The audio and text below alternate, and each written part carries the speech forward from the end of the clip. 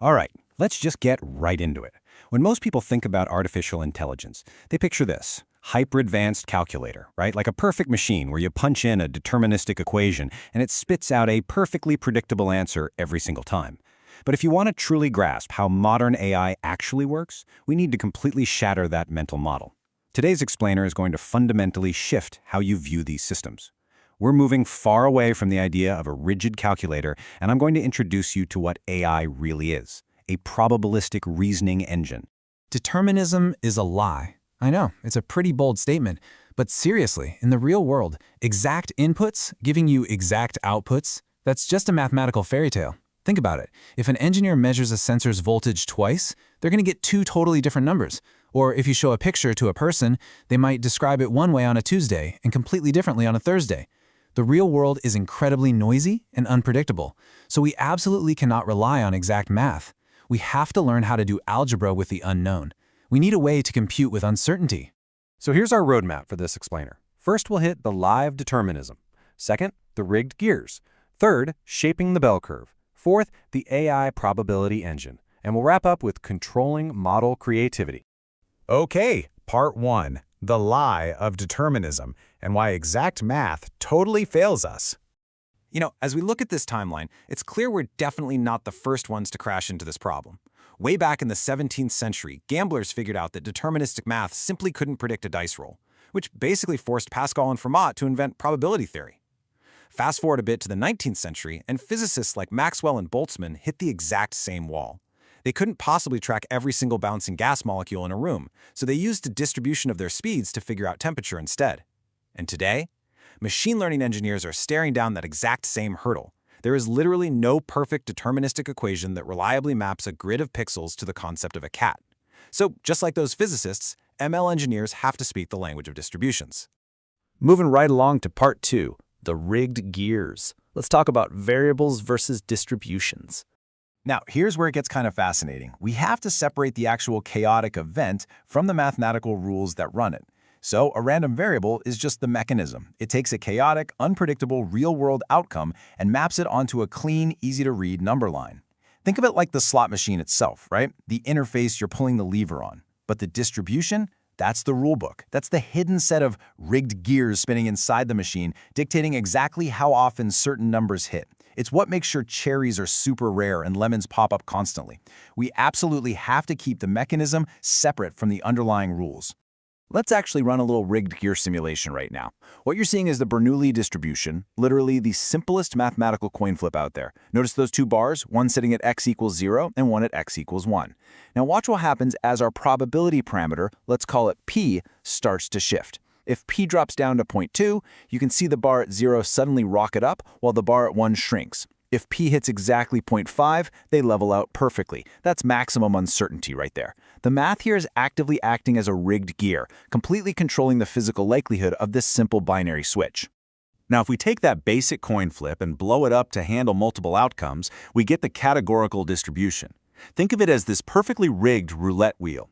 We slice the pie up into k pieces, and the size of every single slice represents the exact probability of that specific outcome hitting. But here is the unbreakable absolute rule of this distribution. No matter how much you warp, stretch, or rig these slices, the sum of all their probabilities must perfectly always equal 1. All right, part 3, shaping the bell curve. Let's look at the physicality of variance. This is the moment we cross over from discrete math, like coins and dice, into the continuous architecture that powers the real world, and more importantly, powers AI. Enter the Gaussian distribution. We're going to do a little Gaussian morph here so you can really feel the physicality of variance. Notice how our spread, our standard deviation, or sigma, is dropping down close to 0 right now. Look at what happens. The entire curve tightens up into this incredibly steep, narrow spike. That spike physically represents near absolute certainty. The model is essentially saying, I am incredibly confident the answer is right here at this peak. But watch it morph now. As that variance relaxes and hits exactly 1, that sharp, anxious spike just kind of melts into the classic, standard, normal distribution. This incredibly smooth, symmetric bell curve, that is the universal shape of natural variation, background noise, and everyday error in the real world. And finally, let's take this morph all the way. As our variance approaches infinity, just look at the curve. It completely flattens out into this massive, wide, infinite mound. And this brilliantly illustrates absolute maximum uncertainty. The model is basically throwing its hands in the air here. Any number along this vast, flat plane is literally just as likely as the next. Section 4, the AI probability engine. How we go from abstract math to actual architecture. So here's the million-dollar question. What do we actually do with all these rigged gears and morphing curves? Well, we use them as the literal physical building blocks for modern AI. This is the blueprint of machine learning. Neural networks do not just sit there predicting raw numbers. They are factories that manufacture the parameters for these exact distributions. Notice how when an AI uses a technique like dropout to stop overfitting, it's really just applying that Bernoulli coin flip to every single neuron. When an LLM like ChatGPT generates its next word, it's just spinning a massive categorical roulette wheel over its entire vocabulary. And when generative models like diffusion create a stunning image, they are deeply, deeply manipulating those Gaussian distributions and noise.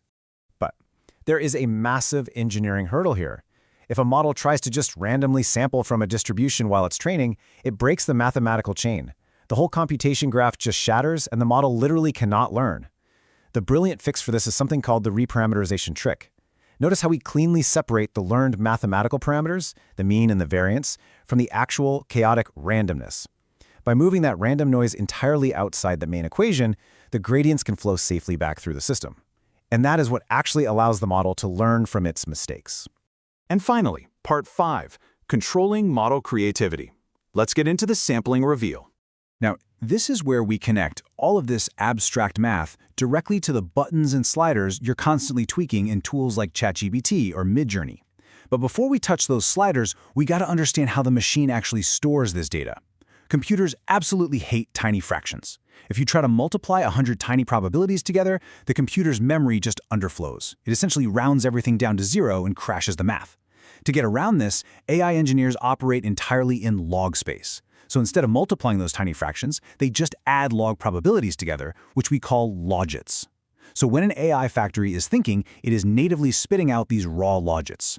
And here is the magic, the grand sampling reveal. When you adjust that temperature setting on an AI, you are mathematically morphing its logit distribution in real time. Notice how, as we lower the temperature down towards 0, the distribution sharpens into this greedy, factual spike. The model becomes super deterministic and highly precise. But on the flip side, as we crank that temperature up toward infinity, the distribution flattens completely out into a uniform creative mound. The randomness explodes, giving you that high diversity and wild creativity you want for brainstorming. You are literally warping the math with a slider.